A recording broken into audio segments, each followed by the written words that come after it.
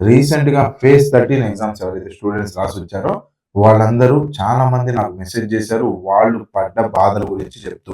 Recent గా TCS వెండార్లు change అయ్యారు ఎస్ఎస్సికి సంబంధించి మనకు తెలిసిందే. దానికి సంబంధించి ఏదైతే గ్లిచెస్ గానీ, ఎగ్జామినేషన్ సెంటర్‌లో ఎగ్జామ్ మధ్యలో ఆగిపోవడం గానీ, మధ్యలో లాగౌట్ అయిపోవడం గానీ చాలా ఇబ్బందులు. ఇవన్నీ క్లియర్‌గా వాళ్ళు మెయిల్స్, మెసేజెస్ పెట్టడం నేను గమనించడం జరిగింది. అయితే ఎస్ఎస్‌సి దగ్గర నుంచి ఏదైనా రెస్పాన్స్ వస్తదేమో అని చెప్పి వెయిట్ చేస్తూ వచ్చాను. కానీ ఎస్ఎస్‌సి దగ్గర నుంచి ఎటువంటి రెస్పాన్స్ మనకు కనిపించట్లేదు.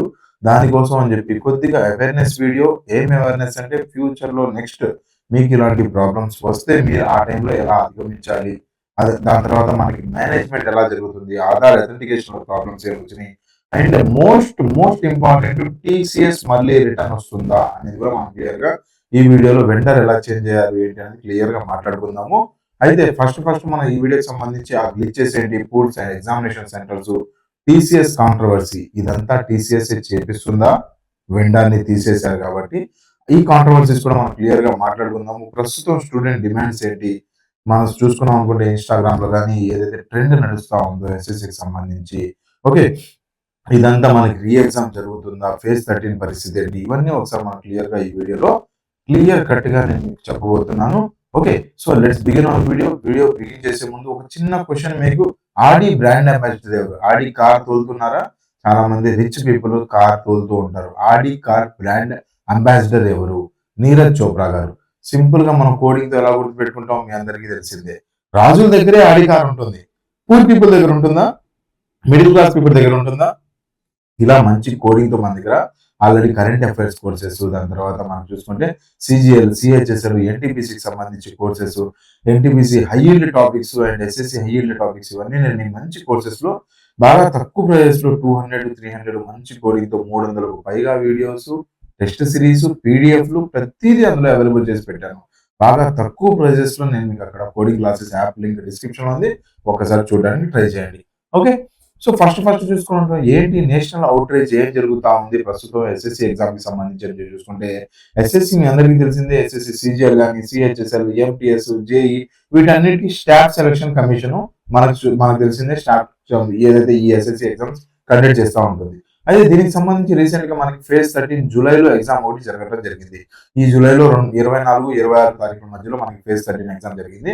ఈ టైంలో మనం చూసుకున్నాం అనుకుంటే మనకి ఎస్ఎస్సి టెక్నికల్ గ్లిచెస్ స్టార్ట్ అయినాయి ఎగ్జామ్స్ లో.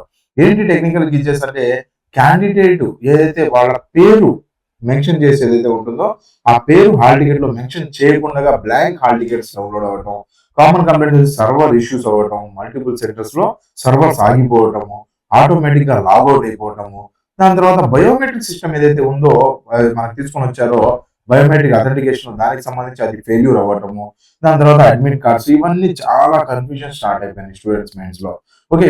ఇదంతా దీనివల్ల అసలే చదువుకొని నెలలు సంవత్సరాల తరబడి చదువుకొని మళ్ళీ ఈ ప్రాబ్లమ్స్ కూడా తల మీద పెట్టుకుని ఎగ్జామ్ సెంటర్ లో చాలా సెన్సిటివ్ గా ఉంటుంది మైండ్ మొత్తం ఒక్కసారిగా డిస్టర్బ్ అయిపోవటం, ఎగ్జామ్ సరిగ్గా రాయకపోవటం ఇవన్నీ జరిగినాయి ప్రస్తుతం ఎస్ఎస్సి ఫేజ్ 13 సంబంధించి examination.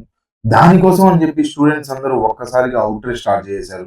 SSC phase 13 exam cancel చేసేయాలి. వెండార్ ఫెయిల్యూర్ స్టార్ట్ అయింది. #SSC vendor failure, #exam failure, miss management అని చెప్పి బాగా గొడవలు స్టార్ట్ అయిపోయినాయి. ప్రస్తుతానికి అయితే కొద్దిగా అవుట్రీచ్ అయితే బయట కనిపిస్తా ఉంది. ఎగ్జామినేషన్ సెంటర్ అలాట్మెంట్ కానీ, కమ్యూనికేషన్ కానీ, అక్కడ ఎగ్జామినర్స్ ఇన్విజిలేటర్స్ ఎవరైతే ఉన్నారో వాళ్ళ ప్రాబ్లమ్స్, దాని తర్వాత ఎగ్జామినేషన్ సెంటర్ కి సంబంధించి ఎస్ఎంఎస్ రావకపోవడం, ఈమెయిల్ రావకపోవడము, at the same time exam cancel అయింది అనే ఇంటిమేషన్ కూడా క్లియర్ గా లేదు. ఒక రోజు ముందు క్యాన్సిల్ అయిన ఇవి కూడా కనిపిస్తా ఉన్నాయి. దానికి సంబంధించి కూడా మనకి ఎగ్జామినేషన్ క్యాన్సిల్ అయ్యి వందల కిలోమీటర్లు ఇప్పుడు చూసుకుంటే స్టూడెంట్ ఒక చోట నుంచి ఇంకో చోటకి ఎగ్జామ్ రాయడానికి వెళ్తారు. ఎవరికి ఇంటి పక్కన ఎగ్జామినేషన్ సెంటర్ ఉండదు. అట్ ద సేమ్ టైం మనకి చదువుకోవడం ఒక చోట, ఎగ్జామినేషన్ సెంటర్ ఇంకో చోట ఉంటుంది. ఇప్పుడు చూసుకుంటే హైదరాబాద్ లో చాలా మంది చదువుకుంటూ ఉంటారు. కానీ వాళ్ళ ఎగ్జామినేషన్ సెంటర్స్ విశాఖపట్నం ఇలా డిఫరెంట్ రీజన్స్ లో పడుతూ ఉంటాయి. సో వాళ్ళందరికీ ఎంత ఇబ్బంది అయిపోయింది. ల్యాక్ ఆఫ్ అక్కడ చూసుకున్నాం అనుకుంటే వాటర్ ప్రాబ్లమ్స్, దాని తర్వాత ఎక్విప్మెంట్ బ్రోక్ అయిపోవటము, మౌజ్ కర్సర్స్ సరిగా పనిచేయకపోవటము, ఇవన్నీ ప్రాబ్లమ్స్ మన ఎగ్జామినేషన్ సెంటర్ లో ఆస్పిరెంట్స్ బాగా ఇబ్బంది పడ్డారు. అట్ ద సేమ్ టైం మనం చూసుకున్నాం అనుకుంటే క్రౌడింగ్ కూడా మేనేజ్మెంట్ సరిగా చేసుకోలేకపోయారు. అక్కడ మేనేజ్మెంట్ సంబంధించి కూడా ఏంటంటే ఇదంతా అంటే మనకి ఒక్కసారిగా టీసీఎస్ ని చేంజ్ చేసి లోకల్ వెండర్స్ ని, ఒక సింగిల్ వెండర్ కాకుండా డీసెంట్రలైజేషన్ ప్రాసెస్ లో లోకల్ వెండర్స్ ని అడాప్ట్ చేయడం వల్ల ఒక్కొక్క చోట ఒక్కో రకమైన ప్రాబ్లం, ఒక్కో చోట చూసుకున్నాం అనుకుంటే క్వశ్చన్ పేపర్స్ లో same to same question papers వచ్చిన దాఖలాలు కూడా మనకి కొంతమంది నాకు మెసేజ్ పెట్టున్నారు. ఓకే, అంటే ఏంటి, ఎగ్జామినేషన్ మల్టిపుల్ షిఫ్ట్ లో కండక్ట్ అవుతా ఉంది కదా, మల్టిపుల్ షిఫ్ట్ లో కండక్ట్ అయినప్పుడు క్వశ్చన్ పేపర్స్ కూడా వేరు వేరుగా రావాలి కదా, 50% 40% పేపర్ మొత్తం ఒక చోట నుంచి ఇంకో చోట మ్యాచ్ అయిపోవటము, ఇవన్నీ మన ప్రాబ్లమ్స్ కనిపిస్తా ఉన్నాయి. అయితే ఇది పెద్ద ప్రాబ్లం అని చెప్పి కాదు, కానీ ఇవన్నీ ప్రాబ్లమ్స్ మనకు కనిపిస్తా ఉన్నాయి. ఇప్పుడు టీసీఎస్ ఉందనుకోండి, టీసీఎస్ పేపర్ సెట్ చేసేసి దానికి సంబంధించి మనకు మొత్తం కంప్లీట్ గా టీసీఎస్ సంబంధించి ఎగ్జామినేషన్ సెంటర్స్ చూసుకోవడం కానీ మొత్తం సింగిల్ వెండర్ ఉండేది. ఇప్పుడు మల్టిపుల్ వెండర్స్ ఉండడం వల్ల అన్ఫేర్ అడ్వాంటేజెస్ ఇవన్నీ కనిపిస్తా ఉన్నాయి. సో ఒక్కసారిగా పెద్ద స్కేల్లో ప్రాబ్లం వచ్చేసింది. ఇండియా లెవెల్లో లాక్స్ ఆఫ్ స్టూడెంట్స్ రాస్తారు ఎక్సెస్ ఎగ్జామ్స్. ఇంత పెద్ద స్కేల్లో ఓవర్ క్రౌడింగ్ ఇవన్నీ ప్రాబ్లమ్స్ ఉండడం వల్ల మనకు ప్రస్తుతం అయితే తెలంగాణ కానీ చాలా చోట్ల ఇవన్నీ అవుట్రేజెస్ కనిపిస్తా ఉన్నాయి. చాలా స్టూడెంట్స్ ఫినాన్షియల్ స్ట్రెస్ కానీ, మెంటల్ స్ట్రెస్ కానీ, దాని తర్వాత ఎమోషనల్ గా ప్రాబ్లం అయిపోవడం కానీ, ఎగ్జామ్ కోసం చాలా కష్టపడి చదువుతారు కదా, ఆ టైంలో ఇవన్నీ ప్రాబ్లమ్స్ వస్తూ ఉంటే ఫ్యూచర్ ఎగ్జామ్స్ మీద మనకి ఏదైతే మన హోప్ ఏదైతే ఉంటుందో అది పోతా ఉంది. ఇప్పుడు చూసుకుంటే ఎస్ఎస్సి కొద్దిగా ఎగ్జామ్స్ బాగా పెడుతుంది అని చెప్పి అనుకుంటే ఈ టైంలో వెండర్ చేంజ్ చేయడం ఇవన్నీ ప్రాబ్లమ్స్ వస్తూ ఉంది. అయితే రూట్ కాజెస్ ఏంటంటే మేజర్ గా చూసుకున్నాం అనుకుంటే మనకి టీసీఎస్ ని చేంజ్ చేయడమే పెద్ద రూట్ కాజ్. అయితే టీసీఎస్ కాంట్రవర్సీ ఏంటి అని చూసుకుంటే ఇవన్నీ చేపిస్తుంది బ్యాక్ ఎండ్ లో టీసీఎస్ అని చెప్పి ఒక చిన్న రూమర్ కూడా కనిపిస్తా ఉంది. అయితే ఇది ఎంతవరకు నిజమా అనేది, ఇదంతా రూమరా నిజమేనా అనేది పోనుగా ఇన్వెస్టిగేషన్ లో క్లారిటీ వస్తుంది. కాకపోతే అది బయటకు వచ్చిందంటే చాలా పెద్ద తప్పు జరుగుతున్నట్టే. ఓకే, మనకి కొద్దిగా డబ్బుల కోసం కానీ, లేదంటే నేమ్ ఫేమ్ కోసం కానీ స్టూడెంట్స్ జీవితాలతో ఆడుకోవడం ఇది ప్రస్తుతానికి కరెక్ట్ పని కాదు. అదేవిధంగా మనకు పొలిటికల్ లీడర్స్ కూడా ఇందులో ఇన్వాల్వ్ అవడం, రాహుల్ గాంధీ గారు కూడా నౌకరీ మాఫియా అంటాం, ఇలా డిఫరెంట్ ఎవరికి ఇప్పుడు ప్రస్తుతం ఏంటంటే easiest and simplest way to create any outrage వచ్చేసి చూసుకుంటే మనకి ఆస్పిరెంట్స్ ని కదిలిస్తేనే. ఓకే, ఎందుకంటే లార్జ్ వాల్యూమ్ లో ఉంటారు, ఒకేసారిగా బిగ్ అవుట్రేజ్ చేసుకొని రాగలరు అని చెప్పి పొలిటికల్ పార్టీస్ చాలా వరకు మిమ్మల్ని డైవర్ట్ చేస్తూ వాళ్ళ ప్రాబ్లం వీళ్ళ ప్రాబ్లం అని చెప్పి పొలిటికల్ యూసేజ్ కోసం మిమ్మల్ని వాడడానికి ట్రై చేస్తుంటాయి. దేని మాయాలో మీరు వెళ్ళకండి. ప్రశాంతంగా ప్రస్తుతం ఎస్ఎస్సి రియాక్షన్ ఏం జరుగుతుంది అని చెప్పి చూస్తుంటే ఎస్ఎస్సి అయితే ఎటువంటి క్లారిటీ ఇవ్వట్లేదు, దీని గురించి ఏం మాట్లాడలేదు. వెండర్ని చేంజ్ చేస్తారా అంటే వెండర్ని చేంజ్ చేసే ప్రసక్తే లేదు. 99% వెండర్ని చేంజ్ చేయరు. ఓకేనా, ఎందుకంటే ఇప్పుడు డీసెంట్రలైజేషన్ ప్రాసెస్ లో స్టార్టింగ్ లో 1-2 తప్పులు జరుగుతూ ఉంటాయి. దానికోసం వెండర్ని చేంజ్ చేసుకుంటూ వెళ్ళడం జరగదు. అయితే ప్రస్తుతానికి ఏంటంటే 1-2% మార్జిన్ ని మీరు మైండ్ లో పెట్టుకొని అక్కడెక్కడో తప్పు జరిగింది కదా అని ఎగ్జామ్ పోస్ట్ పోన్ అయిపోతుంది అని చెప్పి మీ ఎగ్జామినేషన్ ప్రిపరేషన్ ని ఆపొద్దు. అనవసరంగా టైం వేస్ట్ చేసుకుంటారు, ఎగ్జామ్ అది జరిగిపోతుంది. దానికి సంబంధించి ఎస్ఎస్సి ఎటువంటి రెస్పాన్స్ అవ్వదు.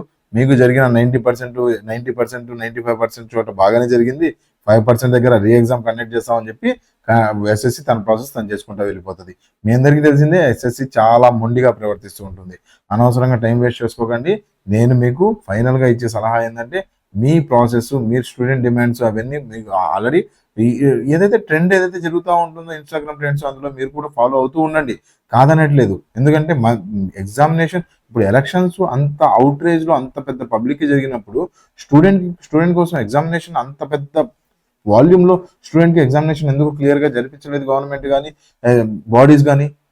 సో మీ ఏదైతే హక్కు ఉందో దానికోసం మీరు పోరాడేది కాదనట్లేదు, కానీ అదే పనిగా దాంట్లోనే ఉండిపోకండి, అనవసరంగా టైం వేస్ట్ చేసుకోకండి. అయితే ప్రస్తుతానికి అయితే మేజర్ డిమాండ్స్, స్టూడెంట్ డిమాండ్స్ అయితే అవన్నీ జరుగుతూ ఉన్నాయి. దానికి సంబంధించి ఎస్ఎస్సి అతి త్వరలోనే రెస్పాన్స్ ఇస్తుంది, గవర్నమెంట్ కూడా రెస్పాన్స్ ఇస్తుంది, టెన్షన్ ఏం లేదు. కాకపోతే కంక్లూజన్ ఏంటంటే ప్రిపరేషన్ మాత్రం ఆపకండి.